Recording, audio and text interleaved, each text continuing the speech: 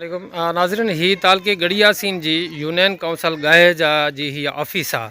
मां तव्हांखे ॿुधायां त हीअ ऑफिस जेको आहे मुकमल तरह डैमेज थियल आहे। हिन खे ही एडवांटेज आहे हिन यूनियन काउंसिल खे त हिन खे पंहिंजी ऑफिस आहे ऐं ऑफिस में मतिलबु इहो आहे त ग्राउंड आहे। ऑफिस पहिरियां हुई जेका ऑफिस हिन वक़्तु मुकमल तरह डैमेज थी वई आहे। हीअ ऑफिस आहे, हे टोटल ग्राउंड जेको बि आहे हे माना यूनियन काउंसिल गाहेजा जी ऑफिस जो ग्राउंड आहे। ऐं हीअ जेका ऑफिस आहे, हीअ जेका बरसातूं आयूं हुयूं उन में हीअ जेका बिल्डिंग आहे इन जी डैमेज थी वई आहे मुकमल तरह जेको आहे उहा तबाहशुदा। ऐं उनखां पोइ जेका ऑफिस आहे उहा हलाइनि था पिया रेंट में हिकिड़ो दुकानु वठी करे। हीअ ऑफिस ॾिसो मुकमल भॻल आहे, टुटल आहे, ख़तमु थियल आहे। मां तव्हांखे ॿुधायां त मूंखे इंतिहाई अफ़सोस इन ॻाल्हि जो वठे थो पियो त जेके हितां जा ज़िले शिकारपुर जा चेयरमैन आहिनि ज़ुल्फ़कार ख़ान कमारियो साहिबु, उहे ख़ुदि हिन यूनियन काउंसिल मां एज़ ए ज़िला काउंसिल मेंबर तौर ते मुंतख़ब थी करे ऐं उनखां पोइ हू ज़िले जा चेयरमैन बणिया आहिनि। ऐं हिन वक़्तु जेके ज़ुल्फ़कार ख़ान कमारियो साहिबु पूरे ज़िले में हिकु अरब जा जेके टेंडर आहिनि उहे बि अलाट कया आहिनि।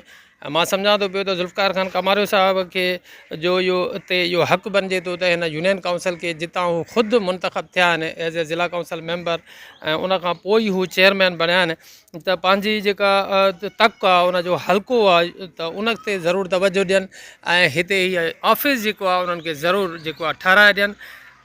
वरना त जेके आहिनि उहे यूनियन काउंसिल गाहेजा जे अवाम जा मयारी ज़रूरु थींदा।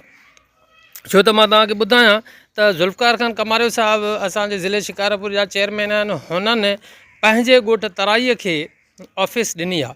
यूनियन काउंसिल तराई पहिरियां यूसी न हुई, यूसी या शतोमंगी, जंहिंखां पोइ या यूसी शतोमंगी ख़तमु करे इन्हनि खे यूसी जेको आहे तराई कयो वियो ऐं उनखां पोइ उनखे बिल्डिंग बि उन तराईअ में ॾिनी वई। उनजो टेंडर जेको आहे उहो ज़िले काउंसिल जे बजट मां उन बिल्डिंग जो टेंडर जेको आहे उहो ॾिनो वियो आहे।